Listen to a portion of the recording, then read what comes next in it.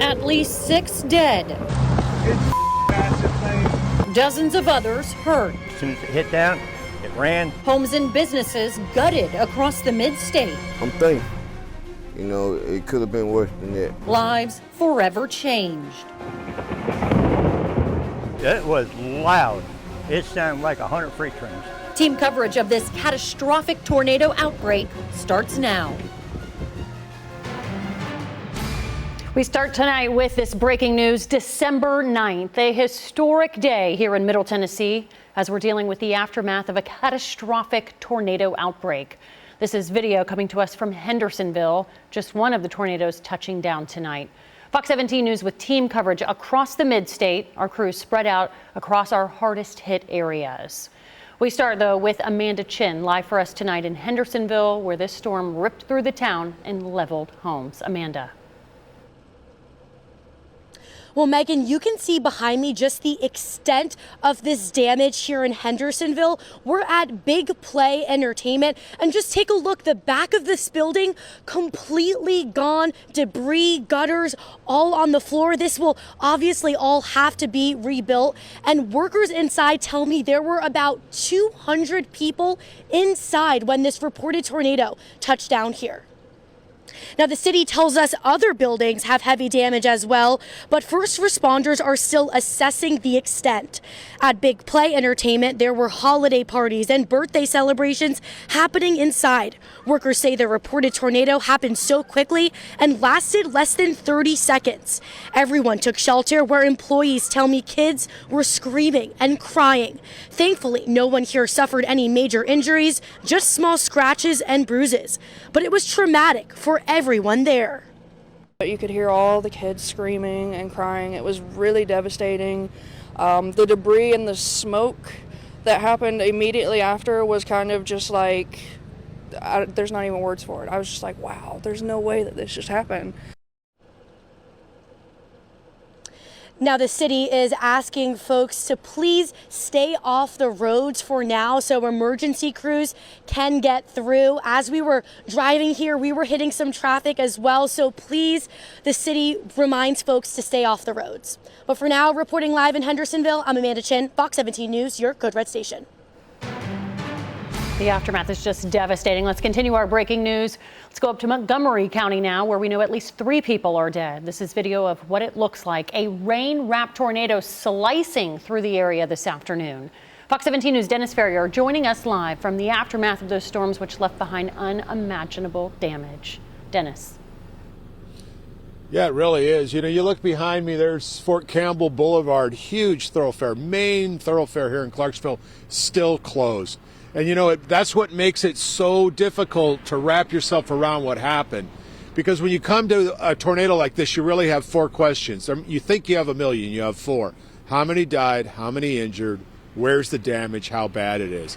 But it's so hard for first responders, for anyone to safely get back into these damaged neighborhoods. We got into one of these neighborhoods just on the other side of Fort Campbell Boulevard, and we saw a lot of damage in a very small neighborhood. We saw a lot of big trees, almost used by clubs, you know, brought up by the tornado, slammed through the roofs. We saw a couple roofs that looked like they were scalped. This is not a big neighborhood, but we saw at least a dozen damaged homes in a very small area. We did talk to a man whose home was absolutely ripped apart, and although he was sad, he was also grateful. It's rough being that it's Christmas time, but I'm thankful. You know, it could have been worse than that. I could have been burying one of my kids, you know, saying goodbye for the last time, but I still got them here, so I'm grateful, I'm thankful.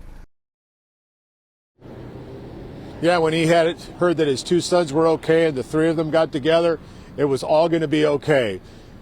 It's not okay everywhere. We have 3 dead in this county. We have a lot more injured, and really we're not going to know how bad this really is until morning light. It won't bring comfort, but it will bring clarity. Reporting live in Clarksville, I'm Dennis Ferrier, Fox 17 News, your Code Red station.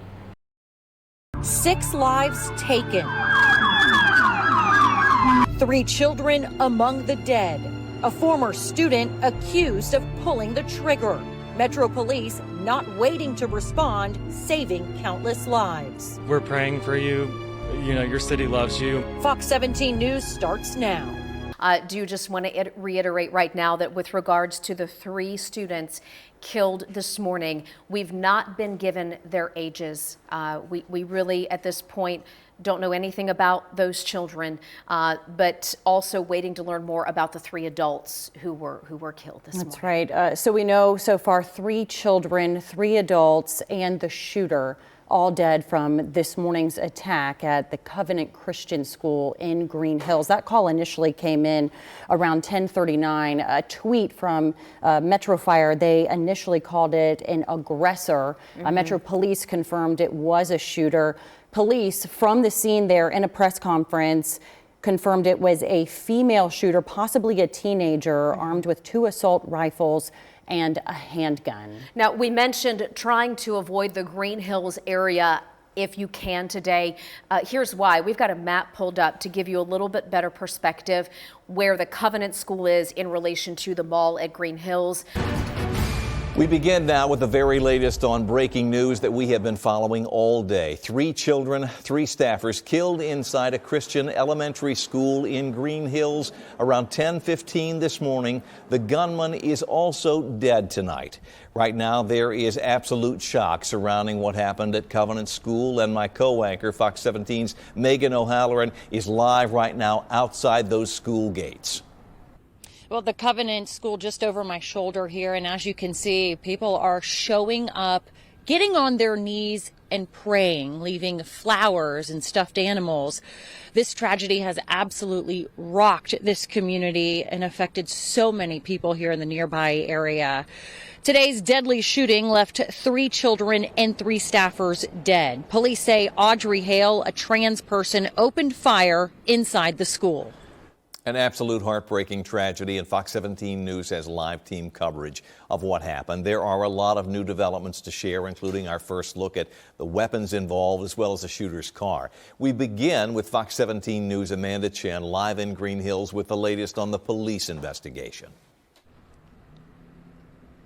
Scott, it's been a heartbreaking night here and a tragic scene as families and loved ones have been stopping by here all night to pay their respects. Now, Metro Police have confirmed the identities of the 6 victims. We know 3 of those are children. They were only 9 years old. The headmaster of the school, the custodian, and a substitute teacher were also among those killed. Police say 28-year-old Audrey Hale is the shooter who is also dead. Officers confirm she is a former student at Covenant and shot through a side door entrance to gain entry into the school.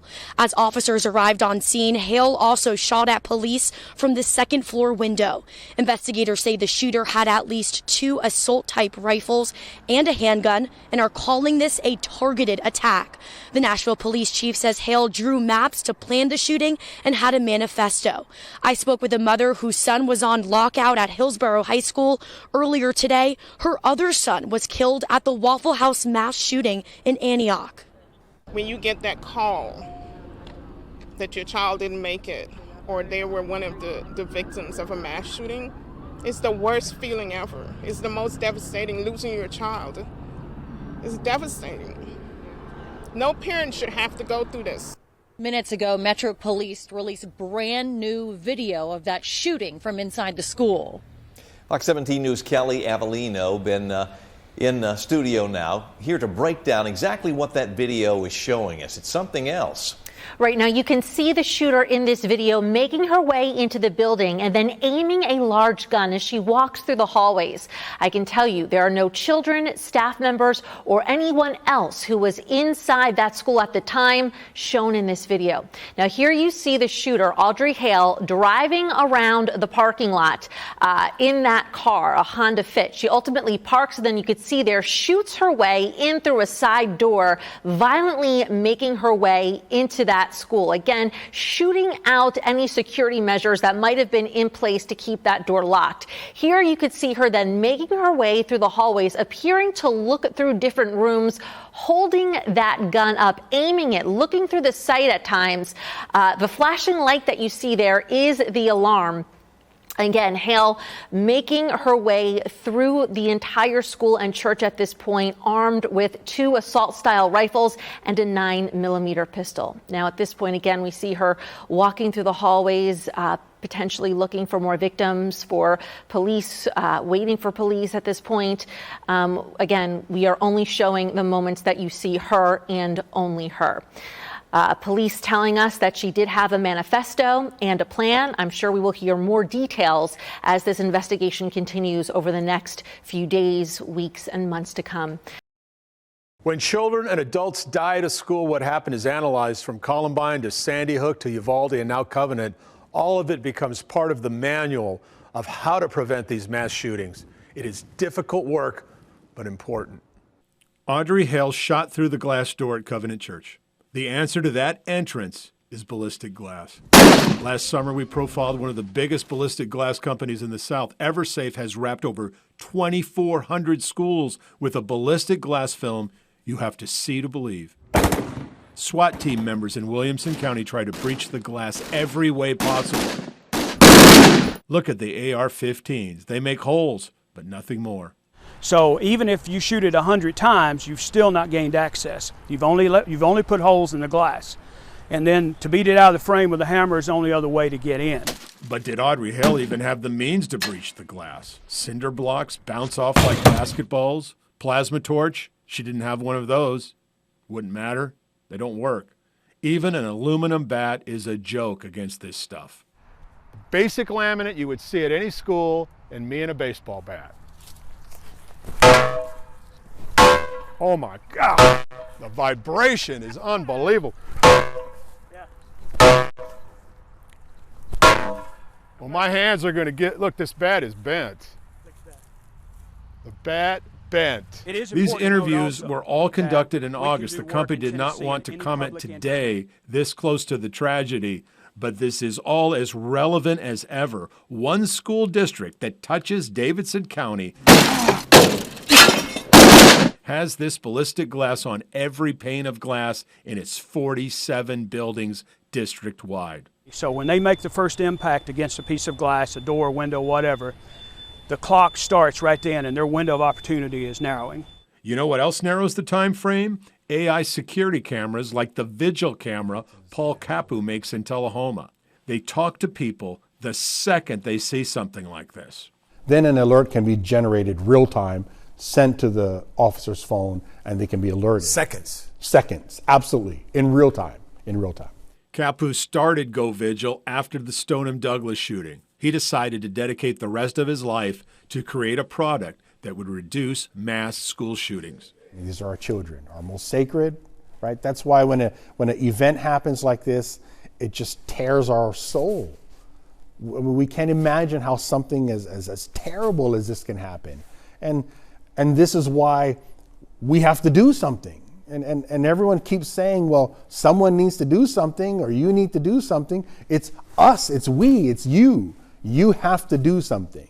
Capu sees school security as an umbrella, a student resource officer right off the bat, then a security camera with AI and ballistic glass. You put those 3 elements in a school, you're telling a shooter, go somewhere else. There's nothing here for you. We come together. Evelyn Dykus, Holly Scruggs, to pay tribute. William Kinney, to mourn. Cynthia Peak, Mike Hill, and Catherine Kuntz.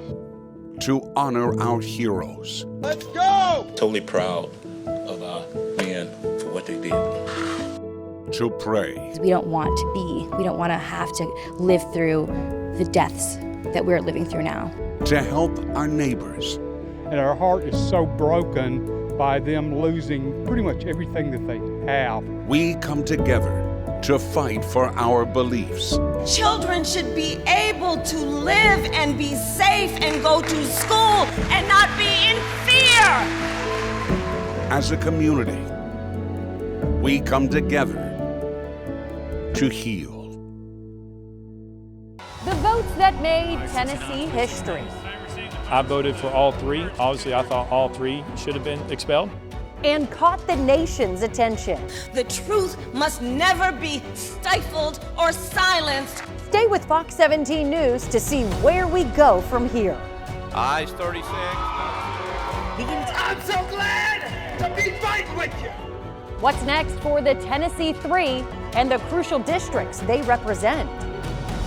Authority to say this person or that person or the other person, but somebody needs to alert folks. And you had something right here. So you said that you're focusing on mental health, but mental health is a worldwide issue. School and mass shootings are an American issue. So why are you focusing on the mental health when so many other countries can have school shootings under control, but we can't, and they also have mental health?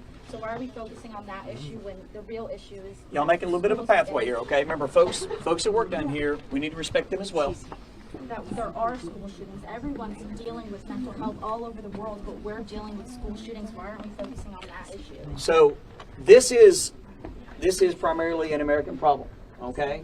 We, from the founding of this country, have a Second Amendment where folks have the right to bear arms. And this, y'all let this lady through, please, okay?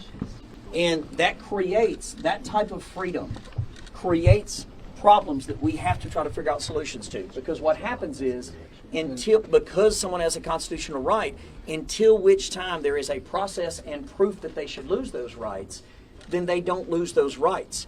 Other countries don't have these type of issues because, quite frankly, they don't have those type of rights. Now, you all, and I said earlier, you need to vote and you need to determine who you want your representatives to be. Every state's a little different on what type of restrictions they put in place, and those type of conversations are what we're having. Go ahead. So what is it going to take to prove that we shouldn't have these rights to have these guns? What is it going to take? Because we've already gone through. By the way, really, really good question. The question was, what should it take for someone not to be able to have a firearm? So for me, I think there needs to be at least some sort of medical evidence, and you should have an opportunity to be heard. So if somebody says you should lose a right, then there needs to be some sort of evidence presented, and you should have an opportunity to at least say, no, wait a minute, they're wrong about me. And then a judge should be able to make a decision on that. That's the process we have now, but as many of you have said, it's not a good enough process. Fox 17 News investigates what's in your drinking water. Nashville says our water is safe. We're constantly looking at ways that we can improve our system. With a growing number of contaminants, the greatest concern, what's not being tested. It's off-putting for sure. We put your water to the test. Friday at 9.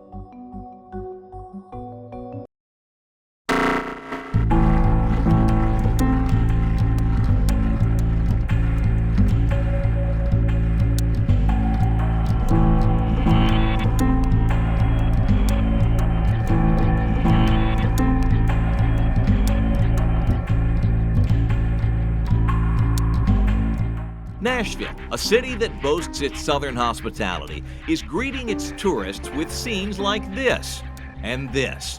If you don't live in Nashville or you have somehow been immune to the homeless problem here, prepare to be shocked by what we're about to show you. The homeless can be seen making their way up Broadway, mingling with tourists and locals alike, looking for drinks, dining, and live music. And while this may be the most visible sign of Nashville's homeless problem for outsiders, it is far from the only location. A city with more than 15,000 acres of parks and greenways finds homeless there too, along with their trash and evidence of drug use. You'd be hard-pressed to travel most any high-traffic intersection in Nashville without encountering panhandlers. Fox 17 News relentlessly covering the high cost of homelessness for more than a year. Tonight, a report card on the progress and what's still left to be done.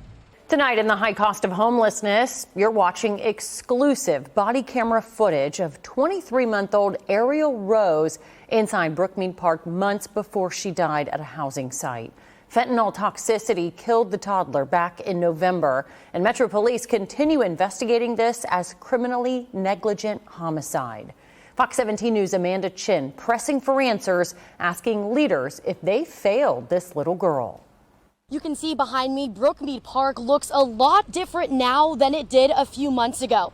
And in just a few moments, you'll see the conditions this little girl had been living in months before she died. An autopsy report shows a babysitter found 23-month-old Ariel Rose unresponsive at a rapid rehousing site last November. The Examiner found Ariel had more than 12 times the lowest reported lethal dose of fentanyl in her system. Newly released body camera footage to Fox 17 News shows a Metro police officer frustrated when he sees Ariel at Brookmead Park with her parents. Jonathan, that kid is not supposed to be here. It was just for a few minutes. They come over to visit me this morning. We took a nap, man. It's not staying here at all. Why are you even here with that kid anyway? I've seen that child in here one too many times, and I am not happy. At the time, Brookmead Park was one of the biggest homeless encampments in Nashville, known for drugs, crime, and fires. So you know I'm going to tell DCS that kid's here, right? Yes, it's not staying here, I promise you. I mean, there are a lot of things you could do that would be better than this. Back in November, I spoke with Ariel's grandfather and uncle, who say they saw Ariel and her father living at Brookmead. It was traumatic. No child should live in those conditions. The Rose's attorneys declined our request for an interview on this footage. The Metro officer says in the video he's had a history with Ariel's father and becomes even more concerned about what he sees. There's a needle on the ground right here in front of the tent. That child is in danger in here. Yes, sir. I guess having a father's not that important. Well, having one and having one that plays the role correctly are two different things. The Metro officer says he was going to report what he saw to the Department of Children's Services. A previous Fox 17 News investigation revealed family members, Metro's Homeless Impact Division, nonprofits, community members, and Metro Police all tried reaching out to DCS. So what did DCS do to try and help Ariel? Did the department fail her?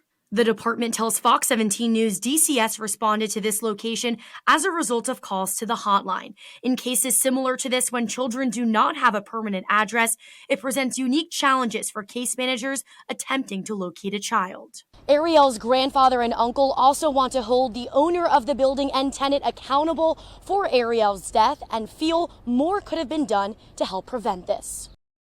Before you see weather conditions like this, your Fox 17 Code Red weather team is here. We're tracking the next weather pattern so you can be ready. Future Track continues to show the snow push out from west to east, alerting you to hazardous weather conditions. Before you head out the door, Fox 17 News Code Red weather alerts, empowers, protects.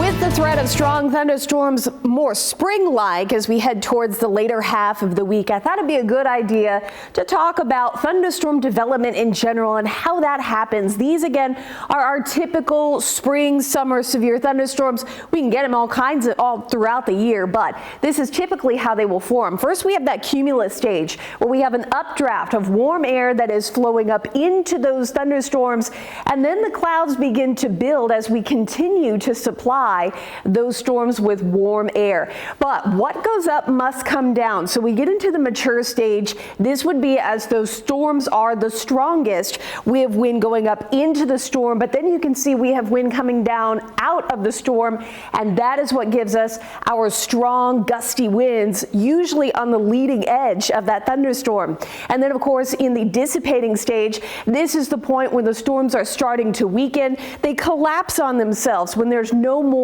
inflow and more all outflow. The storms are basically decaying or dying, and that is the cycle of a thunderstorm. A very busy morning for all of us here. We are on a Fox 17 News Code Red alert for weather and traffic, and of course that means Fox 17 News has team coverage. Our Sydney Snow live in Nashville at I-40 at the Briley interchange there. We've got Code Red meteorologist Greg Bovis here in studio tracking when we can see the next segment of this storm. And Steer Clear traffic anchor Justin McFarland is continuing to monitor all the road conditions. Right now, though, we're going to toss it on over to Sydney. What are you hearing the very latest from this interchange, Sydney? Yeah, good morning, Jen and Erica. We'll take a look at this. We actually just have the salt truck pulling up right now. This area has been closed for about 2 hours now. There was a crash. This whole entire ramp is just a sheet of ice right now. So these crews finally able to come in here and treat it.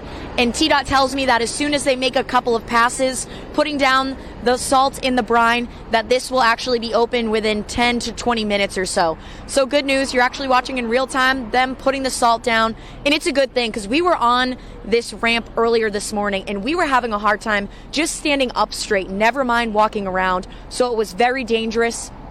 Again, we mentioned there was a crash here because of it, so good news that they're able to bring this in and treat this. TDOT says they'll probably do a couple of passes, 2 or 3 times, but again, within the next at least half an hour, this will be back open to traffic. We're live here in Donaldson this morning. I'm Sydney Snow, Fox 17 News, your Code Red station. Fox 17 News, investigating stories that impact your life. There is a convicted killer from the Nashville area who got time off for good behavior while committing a new crime behind bars. Fox 17 News takes an in-depth look into time off for good behavior. He stalked me, he stalked us, he basically hunted us down. Our story reveals how Hank Wise stalked Nikki Gozer and was convicted of killing her husband. Then we uncover Wise is convicted of stalking Gozer from behind bars, but still receiving time off for good behavior. Did not need to be released early. This man killed her husband in front of her and then continued to harass her from behind the prison walls. It defies common sense, but it's how prison works in Tennessee. See how Fox 17 News pushed the Department of Corrections for change and why this case helped pass a new Tennessee lifetime order of protection for victims like Gozer. To see this full investigation, go to fox17.com. And for more stories like this, watch Fox 17 News at 9. I'm confused about this whole thing. I don't understand how he could have gotten away with this so many times. Fox 17 News uncovers the tragic story of Ann Lazoo, how a repeat DUI offender changed her life. And then he took my baby away from me. Our story shows it's a tragedy that could have been prevented. They could have taken and prevented it, and they didn't. Leaving some saying the DA's office failed her family. They failed my grandchildren. You know, they failed me. They probably feel like in some ways they're being victimized by the way our office handled this case here. It's a case that slipped through the cracks. She wasn't doing anything wrong. He was. See how our investigation led the DA's office to change its policies. But Ann Lazoo's fight for justice still isn't done. To see this full story, go to fox17.com. For more stories like these, watch Fox 17 News at 9. Sundays at 10, Fox 17 Sports Overtime is your home for the latest sports news on all your favorite local teams. Get highlights, one-on-one interviews, breaking news, and more. Watch Fox 17 Sports Overtime, Sundays at 10, sponsored by the Jason Foundation. Fox 17 Sports Director Jill Jelnick joining us live from the racetrack. Jill, big news this week as we learn the course will be changing next year. Megan, not only is the course changing next year, the race will be the season finale for IndyCar, and it will run right through Broadway. Very exciting, the first of its kind. So just imagine 27 cars racing down Broadway over 200 miles an hour. We've seen some crazy things on Broadway. We've never seen anything like that.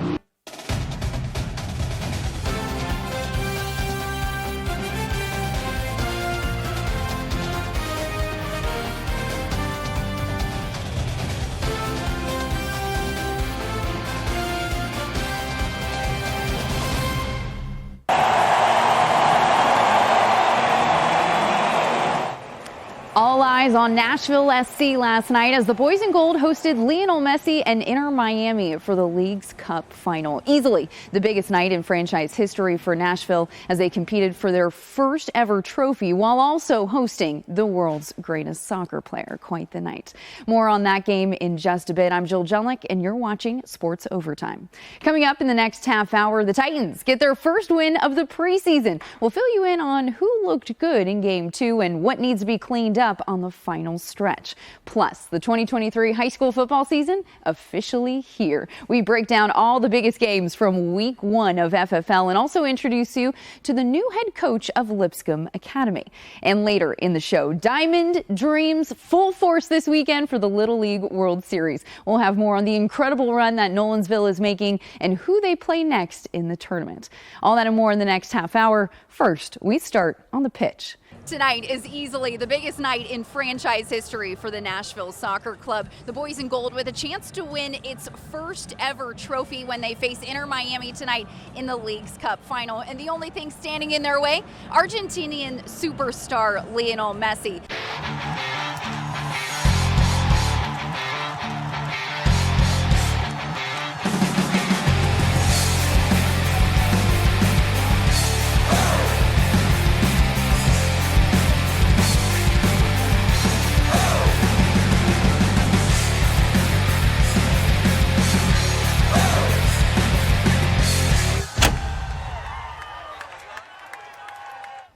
Hard to believe, but the high school football regular season is almost wrapped up. Just 2 more games left until playoffs begin, which means the race for the region championship is officially on. I'm Jill Johnlick. Welcome into Nashville's only 30-minute high school football show, Football Frenzy Live, sponsored by Wilson Bank and Trust. We have a jam-packed show for you over the next half hour, bringing you highlights of 10 different games across the mid-state, including a couple of games that could determine the region crown and other teams that could solidify playoff spots with a win tonight. As always, we'll bring you live reports, post-game reaction, and final scores as they go final. But first, let's kick the party off over in Davidson County. Starting with Pearl Cone Firebirds and the White House Blue Devils. Firebirds coming in hot at 8-0, and they kept the fire going tonight in Week 10. Pearl Cone up 28-0 in the second. Quarterback Keyshawn Tarleton. His wide receiver Darius Reed reaches over the goal line for the touchdown, make that 35-0. Firebirds keep the attack going. This time Tarleton looking right side the end zone, hits wide receiver LaDamian Hunter, corner of the end zone, make that 42-0. Pearl Cone would add 1 more touchdown. First drive of the second half, Tarleton to running back Zion Simpson off to the races. You can't stop him. Pearl Cone runs away with this one 56-6.